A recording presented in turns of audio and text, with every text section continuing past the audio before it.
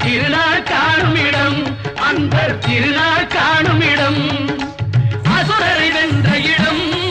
அது தேவரை காத்த இடம் ஆவணி மாதத்திலும் வரும் ஐப்பசி திங்களிலும் அன்பர் திருநாள் காணும் இடம் அன்பர் திருநாள் காணும் இடம்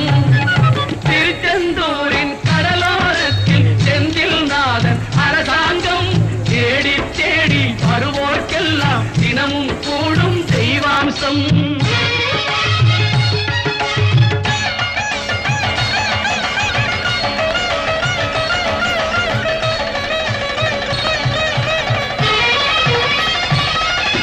கோவிலின் அருகினில் கூடிய கூட்டங்கள் தலையா கடல் அலையா